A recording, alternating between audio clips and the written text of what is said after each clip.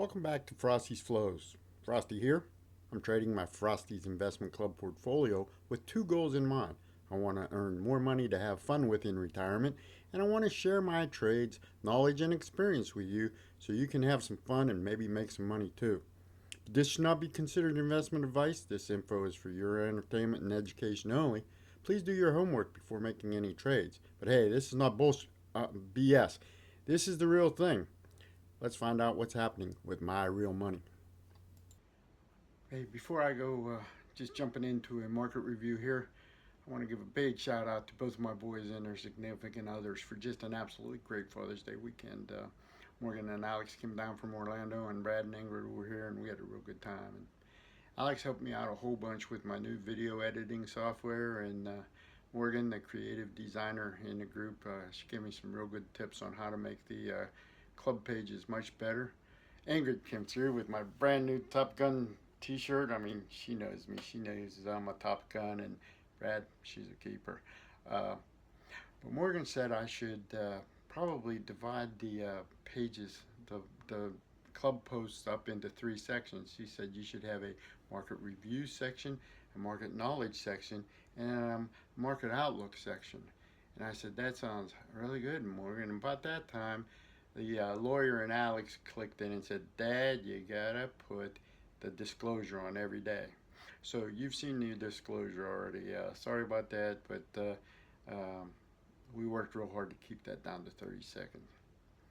So I said to Morgan, what do you have in mind? And she said, Daddy, there's a lot of days you use a lot of jargon out there. There's a lot of days I don't even know what you're talking about out there. And I said, Morgan, give me an example, Morgan. What are you talking about? And she said, well, first of all, what is a sector ETF? And I thought, wow, that's automatic to me, but yeah, I get it.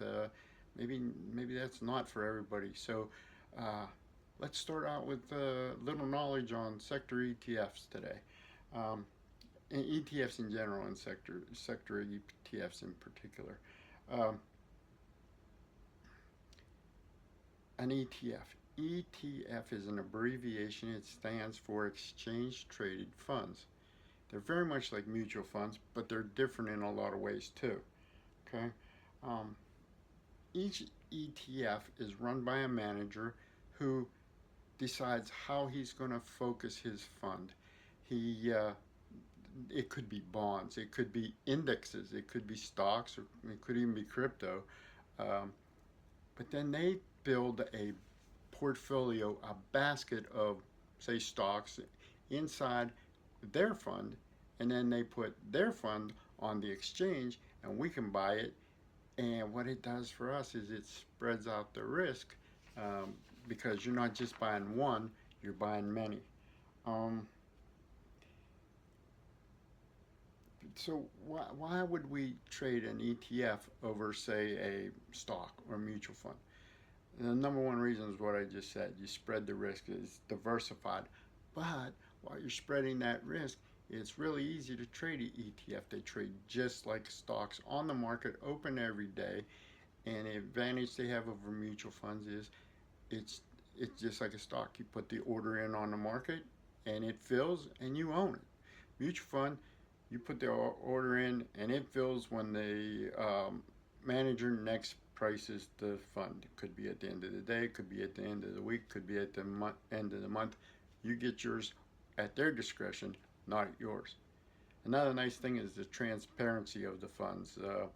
An ETF manager has to tell the exchange he's trading on what he owns in his or her fund at the end of every day. So if you really wanted to get down and dirty into the research, you could know exactly what you own every day. But why? I mean, that's their job. Our job is to pick the right sector. Their job is to pick the right tool inside that sector. When I did the research, I found out that ETFs are generally more tax advantaged. They have a better tax structure than mutual funds. Let's address that when we get to the tax season. For now, let's just live with that's a good thing. In my opinion, the number one reason to own these are diversification. But the number two reason is any order you can put in on a stock, you can put in on an ETF. I'm talking like a market order, a limit order, a stop loss order, a buy right order that we do all the time, because you can trade options, buy and sell options against an ETF just like a stock, not like a mutual fund. Can't do that in a mutual fund. So we're buy writing covered calls on the ETFs in sectors. I'm going to put the list up of 20 sectors here, and I'm going to show you the symbols. But I'm going to do another post later this week and talk deeper into the sectors. For right now, let's say we're spreading our risk out across different sectors of the stock market. And it really came to light to me over the weekend. I was doing my weekend reading, and I read a really good article by thestreet.com, and I'll put their link down below too. But their headline said exactly this: should you buy Amazon, Walmart, Target, and Costco stock now? And I said, well, I can't afford to buy Amazon, Walmart, blah, blah, blah right now. But I can own the XLPs, the consumer discretionaries, and the XLYs, the consumer discretionaries. They own Amazon, Walmart, Target, and Costco, and about 100 other stocks. So I don't own just those 4. I own them all. I think you're getting the idea here, so I'll shut up on that. Okay? Current conditions, a market outlook, there really isn't much going on today. I mean, the market's closed. It's Juneteenth. It's the 20th. I don't get that, but 10th. Okay. The other thing is all the ETFs that we own that have a single symbol that starts with an X, that's the ones run by the SPDR sectors. Those all go ex-dividend tomorrow. What does that mean to us? We're collecting money. We're getting the dividends on all the X funds that we own.